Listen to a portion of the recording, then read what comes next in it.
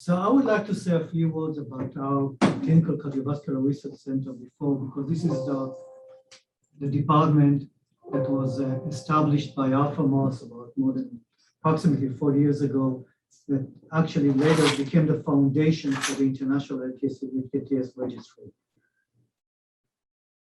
So our department, the main aims in the past and currently, as we move also into the future, we're expanding our aims, was initially to advance arrhythmia and sudden cardiac death research with the early identification of high-risk individuals, prevention and treatment.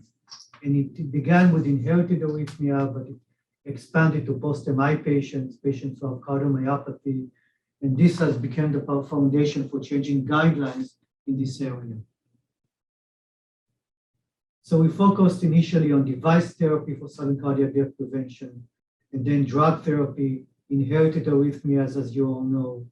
And in each area, we believe that the research has led to change in clinical practice guidelines and recommendation for sudden cardiac death prevention.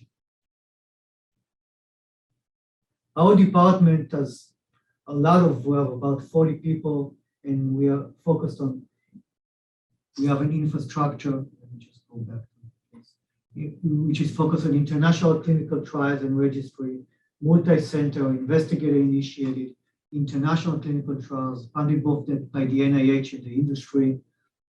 We have programmers, statisticians, database, clinical trial managers, and this wonderful group here of the International LKTS Registry, now the Rochester LKTS Registry, Chris Carter, Bonnie and Becky, who are sitting here with us in the room. And we also provide research training, and we also initiate the research here locally by faculty. As you see, we have a large number of both NIH and industry-supported grants, but in some areas, we need also some support from donations, because those are areas in which the industry is less interested, and we want to promote something in the healthcare of the general population that is beyond what is interested as the main interest of the industry. And you see here the number of publications has expanded over the past 20 years. Currently, we have about more than 100 publications per year carried out by our fellows, faculty, and residents. And we have a large research training program that is responsible for that. We have started initially, as I mentioned, looking at device therapy for the prevention of sudden cardiac death and treatment of heart failure. And this is the series of many trials that changed guidelines in this area, beginning in '96, but still continuing up until today. And this is the implantable cardiovertebral defibrillator, the ICD that Wojciech, Dr. Zariba is going to talk about today in the area of long QT syndrome. But we have published multiple studies that changed guidelines in this area, not only in patients with inherited arrhythmia, but patients who have cardiomyopathy. And these are the guidelines that change based on our studies. We have also expanded this to treatment of devices, both sudden cardiac death and treatment of heart failure. And those studies that were carried out by our team also changed guidelines in the management of heart failure patients. And we also have studies looking not only at implantable devices for treatment of and prevention of sudden cardiac death, but also at wearable devices. In this area, we also studied in the area of inherited arrhythmia and also long QT syndrome. As we move on into the future, we're going to look at smaller devices that can be implanted under the skin, even in patients who have suspected long QT syndrome, that can both monitor activity and arrhythmia to better treat the patients. And this is the focus of our future research. We also want to focus on digital health wearables, also inherited arrhythmia, but also in patients who have heart disease. So using this type of data to better train the patient, capture their arrhythmia from home, not only to come to the medical center. Everything now in those studies is going to be done remotely. Dr. Zariba has now initiated a very innovative study in which we use a smart toilet seat. Yeah, we're not This is not a joke. We have a smart toilet seat in which once we sit on the seat, the patient, we can capture all the arrhythmia and EKG data from this. So this is another area that we can move on into the future.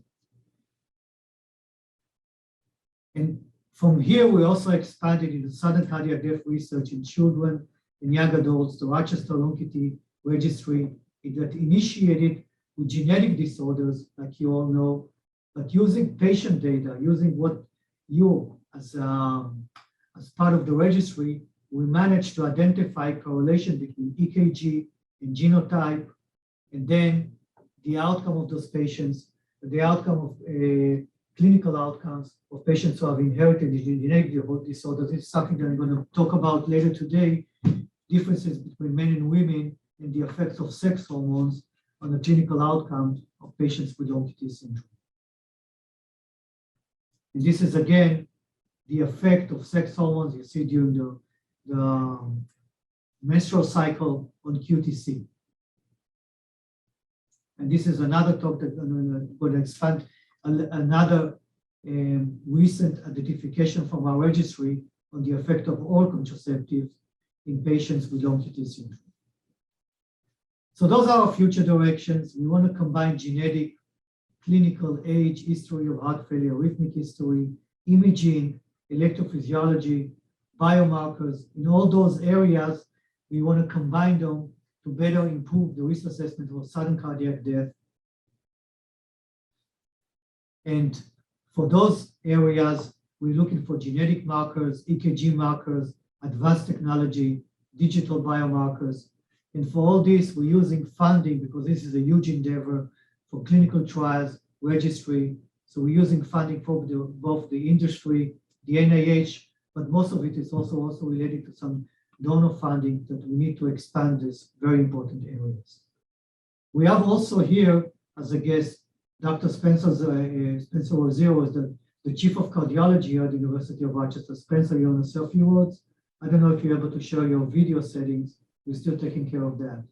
Yeah, I think there's no video is not allowed on my end, but want to welcome everybody here to the University of Rochester.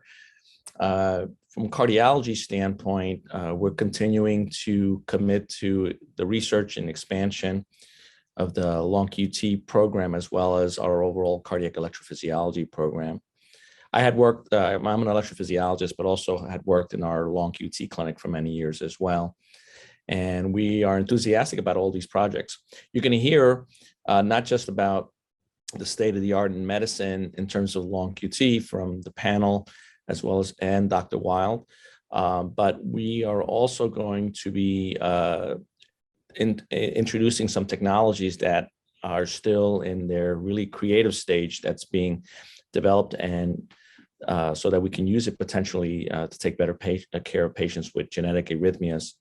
So there's going to be a lot of excitement during this seminar, and we are always looking forward to any questions and any interest in people participating in different kinds of clinical trials, because I think one last thing I want to mention is that all of what we do today and recommend today for the care of patients and families has come from 30 years of many of the people on the panel here committing to trying to answer these scientific questions in a real world setting. So and that only comes to fruition after people and patients and their families volunteer time and effort to participate in registries and clinical trials. So we're committed to continuing all that and expanding, and I hope you enjoy the rest of the time today.